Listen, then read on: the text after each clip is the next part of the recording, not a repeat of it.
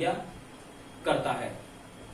तो इस सूत्र में की जो वृत्ति हम देखते हैं, तो वृत्ति में लिखा हुआ है कि उपदेशे अनुनासिको अच, उपदेशे अनुनासिको इत,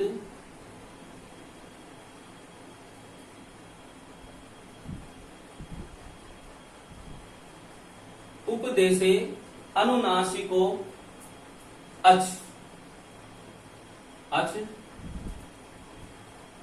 इत संज्ञक चात, यानी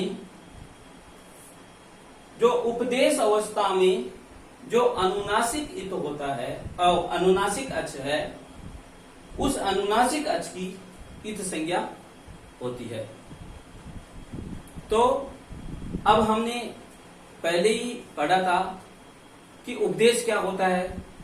उपदेश होता है आद्यो उच्चारणम, उपदेश है आद्यो उच्चारणम, यानी उपदेश जो व्याकरण शास्त्र के जो त्रिमुनि हैं, पाणिनि, कात्यायन और पतंजलि, इन त्रिमुनियों के द्वारा जो प्रथम बार जो उच्चरित किया गया है, वो उच्चरित वर्ण ही उपदेश कहलाते हैं।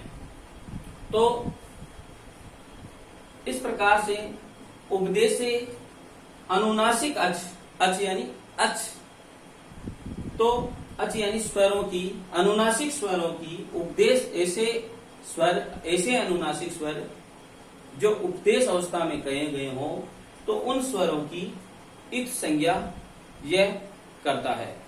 तो हमने जो माहेश्वरी सूत्र पढ़े थे, उन माहेश्वरी सूत्रों में हमने पढ़ा था कि ऐ ई ऊण है पहला सूत्र था, फिर रील रिक है, फिर एवं अयोज, फिर हमने पांचवा सूत्र पढ़ा था है व्रट और लन। तो हम पांचवें सूत्र को यहां लिखते हैं, है यह वह र ट, है व्रट, और जो छठा सूत्र था वो था लन। तो ये सूत्र है, इस सूत्र को हमने पढ़ा था। तो यहां पर कहा गया था कि जो अकारादिसु जो अकार है, यानी है के अंदर या जितने भी और वर्ण है, उन वर्णों में जो अ वर्ण को जो पढ़ा गया है वो उच्चारणार्थ है, उच्चारण के लिए कहा गया है। यानी है के अंदर जो अ है उसका प्रयोजन केवल उच्चारण करना है। इस है के उच्चारण करने के लिए यहाँ पर अ का प्रयोग किया गया है। इसी प्रकार ये के अंदर भी अ का जो प्रयोग किया है वो उच्चारण के लिए कहा गया है। इस प्रकार सभी जगह अ का प्रयोग उच्चारण के लिए किया गया है। यानी व्यंजनों में जो अ का प्रयोग किया गया है माहेश्वरी सूत्रों में, वो मात्र उच्चारण उसका उद्देश्य है, उच्चारण करना उन अकार का उद्देश्य है। परंतु जो लन के अंदर जो ल और इस ल के अंदर जो अ है, वो अ है, ये अ, इसका यहाँ पर प्रयोजन उच्चारण के लिए नहीं है, यहाँ पर प्रयोजन, इसका प्रयोजन है इत संज्ञा करने के लिए। यानी इसकी तो जो है इस लन मध्य तो इत संज्ञक है। यानी हकार आदिसु जो अकार है, अकार आदि में जो अकार जो पढ़ा गया है वो उच्चारणार्थम उच्चारण के लिए है। परंतु जो लन मध्य तो इत संज्ञक है, परंतु जो लन के मध्य जो लन, इसके अंदर जो अकार पढ़ा गया है वह इत संज्ञक है। उस वहां पर इस अ की इत संज्ञा, इस अ की वो इत संज्ञक वर्ण है। तो ये अ है, इस अ की इत संज्ञा जब किस सूत्र से होगी, यह एक अनुनासिक अ कहा गया है। यहां पर इस अ को अनुनासिक अ कहा गया है। इस प्रकार से ये हमें माहेश्वरी सूत्रों में दिखाई नहीं देता है अनुनासिक, परंतु जो पाणिनि, कात्यायन और पतंजलि आदि मुनियों के द्वारा जो माना गया है उसी को हम मानेंगे। वहां पर दिखाई नहीं दे रहा, लेकिन अनुनासिक ही वो मानते आए हैं, क्योंकि एक संस्कृत में उक्ति है प्रतिज्ञा अनुनासिकिया पाणिनीया। एक संस्कृत में उक्ति है कि प्रतिज्ञा अनुनासिकिया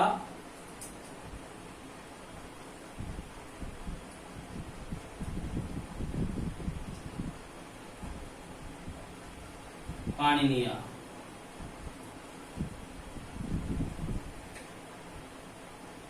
यानी पाणिनि आदि महर्षियों के द्वारा जो प्रतिज्ञा की गई है, यानी जिनको अनुनासिक माना गया है, जिन वर्णों को, उनको हमें भी गुरु परंपरा के अनुसार अनुनासिक ही मानना चाहिए। तो यहाँ पाणिनि आदि जो मुनि है, उन्होंने जो लण के मध्य जो अ है, इस अ को अनुनासिक ऐसा माना गया है, तो हमें भी इसको ऐसा ही मानना चाहिए, चाहे वह दिखाई दे या नहीं दे। इस कारण जो ये सूत्र है उपदेशे अज अनुनासिक इत, तो ये अनुनासिक अच की, तो ये अनुनासिक अच है, इसकी इत संज्ञा करता है। और इसके बाद में जो ये सूत्र, इस अनुनासिक, इसका अनुनासिक करना और इत करने का एकमात्र प्रयोजन है र प्रत्यार बनाना। यानी र प्रत्यार की सिद्धि के लिए इसको, इसके अनुनासिक बताया गया है, और ये सूत्र भी इसके लिए आया है। तो र प्रत्यार बनाने के कैसे बनता है, आप देख लें कि ये जो र है, इस प्रथम वर्ण को र को ग्रहण किया गया। इस र के बाद में आपको पता है कि एक वर्ण के बाद में क्या होना चाहिए, अंतिम वर्ण इत संज्ञक होना चाहिए। तो ये अंतिम वर्ण है, ये वाला, यह इत संज्ञक वर्ण, ये हमने ग्रहण कर लिया। इस प्रकार से जो मिलाकर के लिखेंगे तो र, ऐसा ये प्रत्यार बनेगा।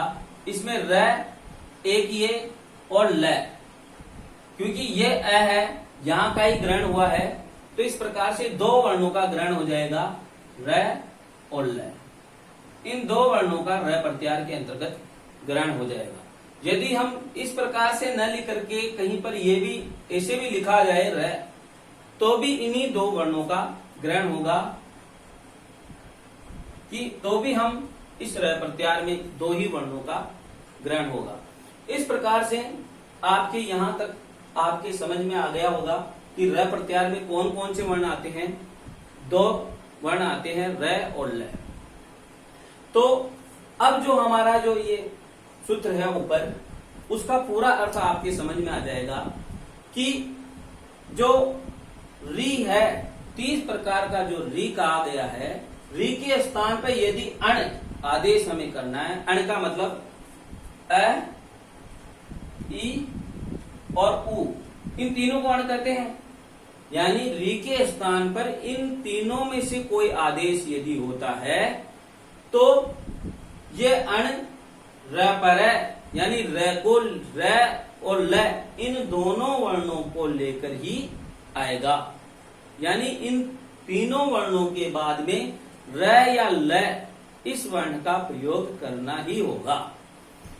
तो हम आगे जो पढ़ते हैं, तो आगे हमें रूप सिद्धि के लिए दिया हुआ है, वो दिया हुआ है कृष्णार्धी।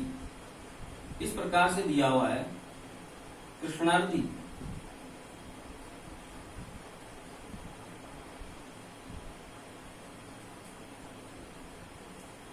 कृष्ण की समृद्धि, ऐसा अर्थ इसका होता है। इसका हम संधि विच्छेद करेंगे, कृष्ण प्लस वृद्धि। इस प्रकार से इसका संधि विच्छेद होगा। अब हम देखेंगे कि आद गुण जो सूत्र है वो सूत्र यहाँ लागू होता है कि नहीं है। यानी अवर्णांत अ या अवर्णांत अ या अवर्ण के बाद में आगे कोई अच हो तो पूर्व प्रयोग दोनों के स्थान पर एक आदेश हो जाएगा, गुण आदेश हो जाएगा। तो इन दोनों वर्णों को हम निकाल लेंगे, इधर से अ को निकाल लेंगे और इधर से री को निकाल लेंगे। इस तीनों के स्थान पर गुण आदेश करेंगे हम, और गुण जो आदेश होगा वो मात्र होगा अ। ठीक है, जहां तक आपको समझ में आ गया होगा। अब जो उरण रैपर है जो सूत्र कहता है वो लागू हो जाएगा कि यदि री के स्थान पर जो 30 प्रकार का री है उसमें री भी आ गया, तो उस 30 प्रकार के री के स्थान पर यदि कोई अण आदेश किया जा रहा है तो वह र प्रत्यार के वर्ण को साथ में लेकर के आएगा। अब र प्रत्यार के कौन कौन से वर्ण आए? 2 वर्ण आए, र और ल। अब इन दोनों वर्णों में से किस वर्ण का यहां पर सन्निवेश हो, प्रयोग हो, तो यदि हम देखेंगे तो री के स्थान पे कर रहे हैं तो री का उच्चारण स्थान देखेंगे तो री का उच्चारण स्थान होता है मूर्धा, ऋतुषा नाम मूर्धा। मूर्धा उच्चारण स्थान होता है तो मूर्धा वाला ही हम प्रयोग में लेंगे। तो हम देखेंगे कि मूर्धा उच्चारण स्थान वाला केवल मात्र र ही है, र का उच्चारण स्थान भी मूर्धा ही होता है। इस प्रकार यहाँ पर जो ये अ है इसके बाद में र का ही प्रयोग होगा, ल का नहीं होगा। ये र का हमने प्रयोग कर दिया, अ हो गया। अब अर को पाणिनि जी ने गुण नहीं कहा है, ये ध्यान रखना है। गुण मात्र पाणिनि जी ने कहा है तो 3 ही वर्णों को कहा है, ए को और ए को और ओ को, इन तीनों को गुण कहा है, अर को गुण नहीं कहा है, ये ध्यान रखना। तो ये अर क्यों हुआ? उरण र की वजह से अर हुआ, जो र बाद में आया उरण र सूत्र की वजह से आया। तो ये हमारी स्थिति हो गई। अब हम देखते हैं क्री श आधा है, न आधा हो जाएगा क्योंकि हमने इसमें से अ बाहर निकाल लिया था, इधर री हमने बाहर निकाल लिया, तो आगे हमारी स्थिति धी ऐसी हो जाएगी। अब हम यहां पर यदि जोड़ते हैं तो हमारा रूप सिद्ध हो जाएगा, न में अ मिलकर के न पूरा हो जाएगा, र ऊपर चला जाएगा क्योंकि आगे हल वर्ण है यानी व्यंजन है। तो जो हमारा जो रूप होगा वो इस प्रकार से बन जाएगा कृष्णार्थी। ये हमारा रूप सिद्ध हो गया। इसके बाद में एक और रूप हमें सिद्ध करने के लिए दिया हुआ है लघु सिद्धांत कौमुदी में, वो है त्वल्लकार है।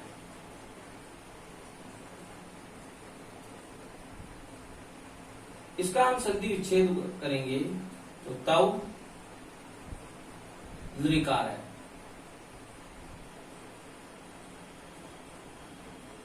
इसका अर्थ होता है तब यानी तुम्हारा, लृकार है यानी लृकार, तुम्हारा लृकार। तो हम वही आदगुण सूत्र लागू हो जाएगा। यहाँ पर अ वर्ण के बाद अ या आ वर्ण के बाद अच वर्ण आ रहा है लृ, इसीलिए आदगुण सूत्र लागू हो जाएगा और दोनों वर्णों के स्थान पर एक गुण हो जाएगा। तो यहाँ पर अ ये वर्ण हमें मिला और यहाँ पर इसके बाद में लृ वर्ण हमें मिला। तो इन दोनों वर्णों के बाद में इन दोनों वर्णों के स्थान पर जो एक आदेश होगा वो गुण होगा। तो हमें पता है कि जो गुण आदेश होगा वो कौन सा होगा? अ होगा। यह आदेश हो गया।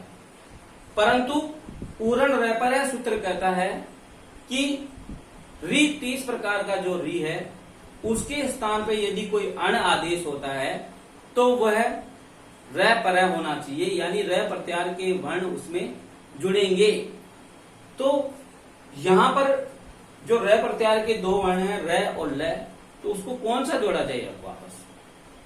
तो यहां पर जो लृ है, लृ के स्थान पे हो रहा है, तो लृ का ही सवर्णी जुड़ेगा, यानी इसके ही समान उच्चारण स्थान वाला जुड़ेगा। तो हम देखते हैं कि ल वर्ण का और लृ वर्ण का उच्चारण स्थान एक ही है, इसीलिए यहां पर जो जुड़ेगा वो ल ही जुड़ेगा।